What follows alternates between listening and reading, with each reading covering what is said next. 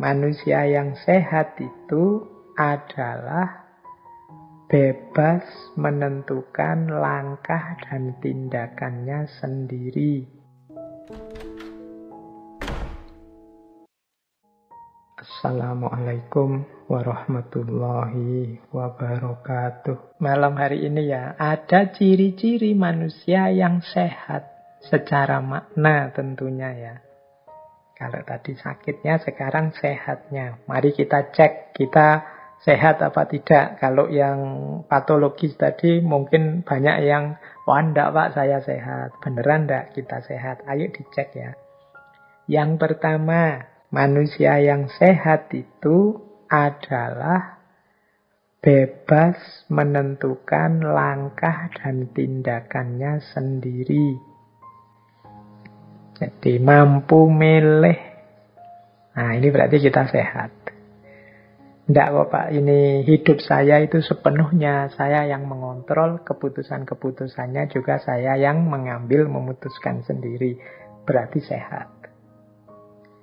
Yang kedua, selain bebas adalah kita sosok yang bertanggung jawab terhadap keputusan yang sudah kita ambil.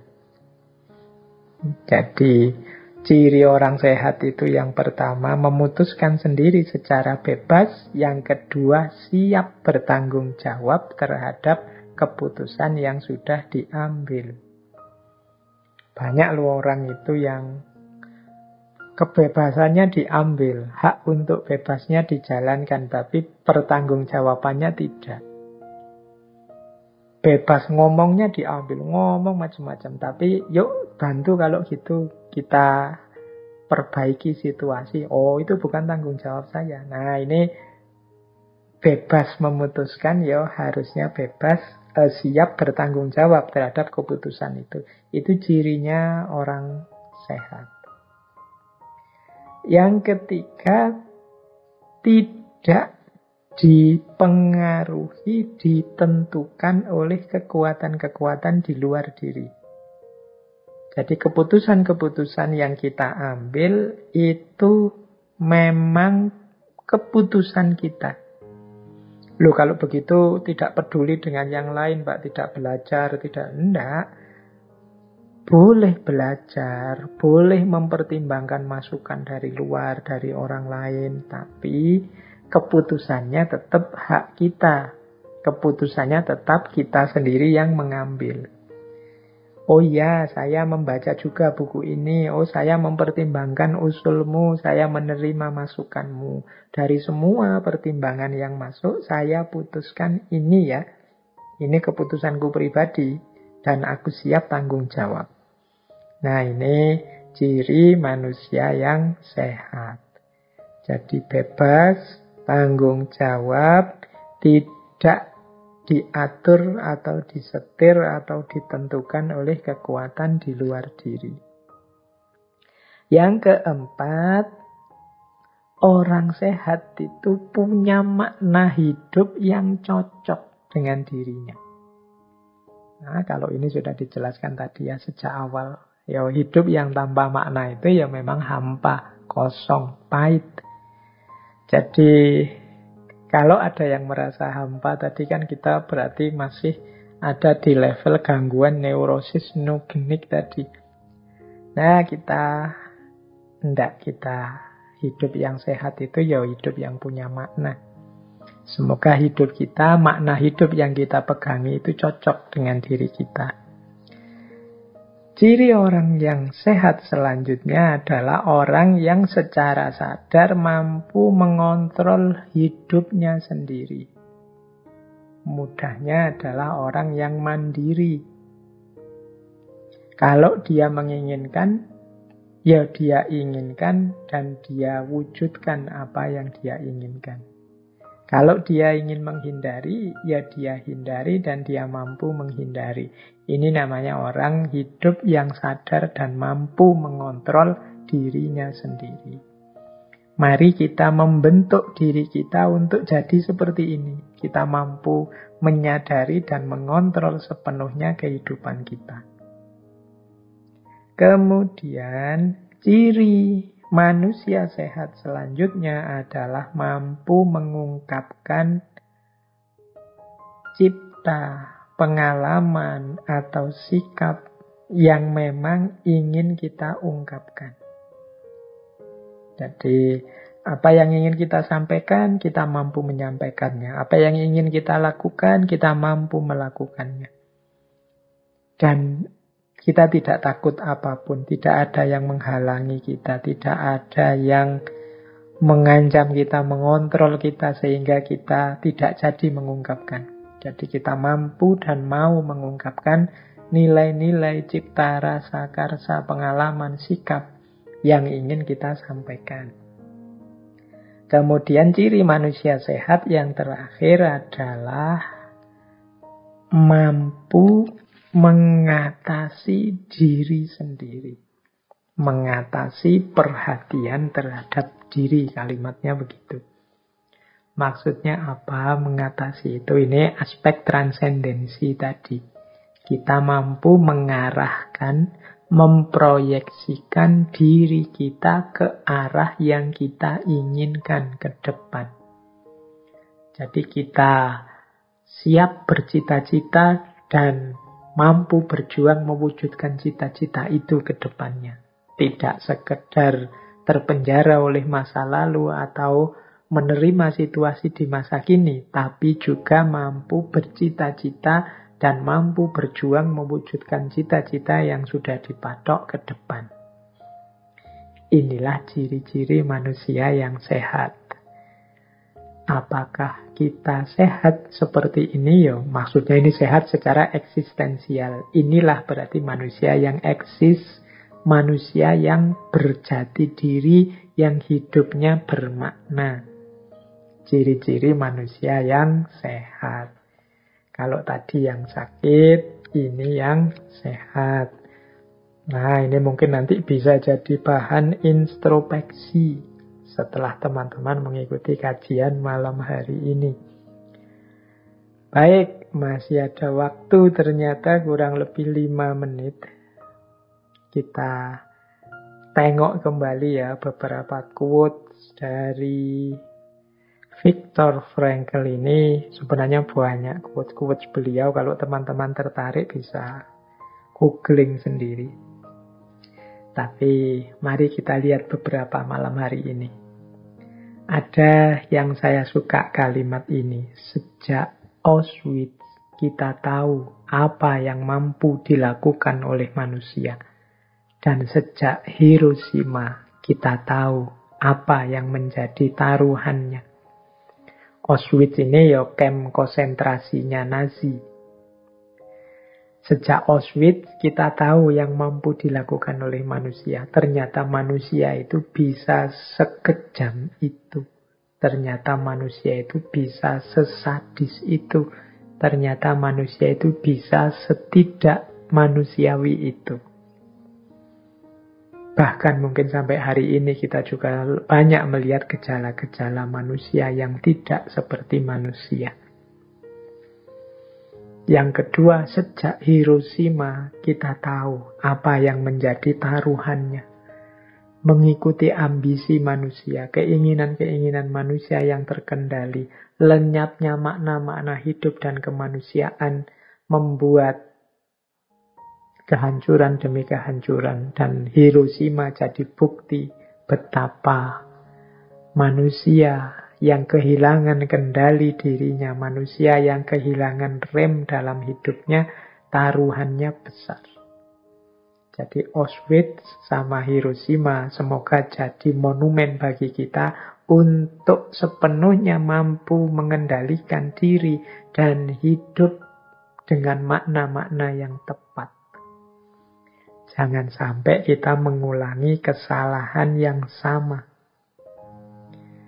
Nah, ada lagi quotes yang menurut saya menarik dari Frankl ini. Kata beliau begini, bila semua orang sempurna, maka setiap individu dapat digantikan oleh siapapun juga. Karena ketidaksempurnaan manusia inilah, maka setiap individu tidak dapat disia-siakan atau dipertukarkan. Jadi ini kalimat dari Frankl ini menegaskan setiap orang itu unik, setiap orang itu punya makna hidup sendiri-sendiri, setiap orang itu punya jati dirinya masing-masing. Tentu saja tidak sempurna, wong manusia itu terbatas. Justru karena ketidaksempurnaan inilah kita hargai setiap orang. Karena kalau manusia itu sempurna semua, ya berarti siapapun sama saja. Digantikan oleh siapapun juga tidak masalah, kan begitu. Tapi kan karena tidak sempurna dan manusia ini beragam dalam ketidaksempurnaannya, sesuai kapasitas masing-masing, termasuk kita yang ngomong ini juga tidak sempurna, ya berarti apa yang bisa kita lakukan adalah saling menghargai, saling menghormati, saling mendukung, saling menguatkan. Wong kita ini sama-sama tidak sempurna. Nah, ada lagi quote yang menurut saya menarik juga. Kalau ini mungkin unik ya kalimat ini menurut saya. Tidak ada perlunya merasa malu karena air mata. Karena air mata adalah bukti bahwa seseorang memiliki keberanian yang sangat besar. Yaitu keberanian untuk menderita. Jadi tidak perlu malu kalau kita mungkin mengalami peristiwa-peristiwa tidak menyenangkan, peristiwa pahit, peristiwa tragis dalam hidup, kemudian kita menangis. Tangisan itu bukan bukti kelemahan. Kata Frankl, tangisan itu adalah bukti keberanian. Tangisan itu menunjukkan bahwa kita berani menderita. Kita berani menghadapi situasi yang pahit dan tragis. Yuk, sampai kita menangis itu kan menunjukkan kita sedang menahan. Kita sedang menerima dengan gagah berani kepahitan itu sampai air mata kita mengalir. Kita tidak melarikan diri dari masalah. Kita hadapi meskipun pahit dengan air mata bercucuran. Maka tidak perlu merasa malu karena air mata. Karena air mata adalah bukti bahwa seseorang memiliki keberanian yang sangat besar, yaitu keberanian untuk menderita. Nah, terakhir, ini saya baca di akhir karena menarik quotes yang terakhir ini. Kata Frankl, ini untuk teman-teman yang masih muda ya, dia punya konsep menarik tentang kesuksesan. Jangan mengejar kesuksesan, karena semakin dikejar dan semakin dijadikan target, semakin kita akan kehilangan dia. Karena sukses, seperti halnya kebahagiaan, tidak dapat dikejar. Dia harus lahir dengan sendirinya. Dan hal itu terjadi sebagai dampak sampingan yang tidak direncanakan dari dedikasi pribadi seseorang kepada satu tujuan yang lebih besar daripada dirinya sendiri, atau sebagai produk sampingan dari penyerahan diri seseorang kepada seseorang yang lain daripada dirinya sendiri. Kebahagiaan harus terjadi, dan hal yang sama berlaku untuk kesuksesan. Kita harus membiarkannya terjadi dengan bersikap tidak peduli tentang itu. Saya ingin Anda mendengarkan apa yang diperintahkan oleh hati nurani Anda untuk dilakukan. Dan melakukannya terus baik-baiknya sesuai dengan pengetahuan Anda. Maka Anda akan dapat menyaksikan jauh di kemudian hari, ya jauh di kemudian hari, bahwa kesuksesan akan mengikuti Anda justru karena Anda telah berhenti memikirkannya. Jadi ini rumus kesuksesan yang unik dari Frankl. Kita itu yang penting ayo mengikuti hati nurani kita, keinginan-keinginan, aspirasi-aspirasi, cita-cita yang ada dalam diri kita, kemudian sebaik mungkin kita kejar, kita wujudkan keinginan itu. Tidak usah mikir hasilnya sukses atau tidak, termasuk nanti membahagiakan atau tidak. Kesuksesan, kebahagiaan itu biarkan hanya sebagai efeknya saja atau dampaknya saja. Konsentrasi kita hanya pada melakukan sebaik mungkin yang kita bisa untuk mewujudkan keinginan-keinginan kita, untuk mewujudkan makna-makna hidup yang kita yakini. Itu saja. Jadi makanya sering saya bilang, manusia itu kewenangannya hanya pada usaha dan upaya. Hasil, keberhasilan, dan juga kesuksesan itu tidak di tangan kita. Kalau kita hanya fokus ke situ, ya mungkin nanti lahir banyak kekecewaan atau justru kita tidak sampai ke sana, malah meleset. Maka Frankl memberi nasihat, yuk kita berikan yang terbaik yang kita mampu. Insya Allah nanti kesuksesan dan kebahagiaan akan muncul sebagai efeknya. Jadi tidak sebagai yang kita tuju. Karena kalau dia kita jadikan tujuan, pikiran kita ke situ terus, akhirnya kita lupa untuk memberikan yang terbaik. Akhirnya juga tidak tercapai. Jadi mari teman-teman, rumus dari Frankl ini mungkin bisa kita renungkan, kemudian kita temukan relevansinya dalam hidup kita. Cocok apa enggak ya kalau seperti ini. Jadi sering saya bilangkan dulu, ayo kita belajar. Urusan nanti pinter apa tidak, itu di luar kuasa kita. Serahkan semua pada Allah. Ayo kita berusaha sepenuhnya. Hasilnya seperti apa, serahkan pada Allah. Bisa jadi kita akan sukses, bisa juga kita lebih sukses. Tidak sebagaimana yang kita bayangkan, ternyata jauh lebih besar dari itu. Dan berkali-kali saya mengalami yang seperti itu. Semoga bisa juga teman-teman mengambil pelajaran dari situ.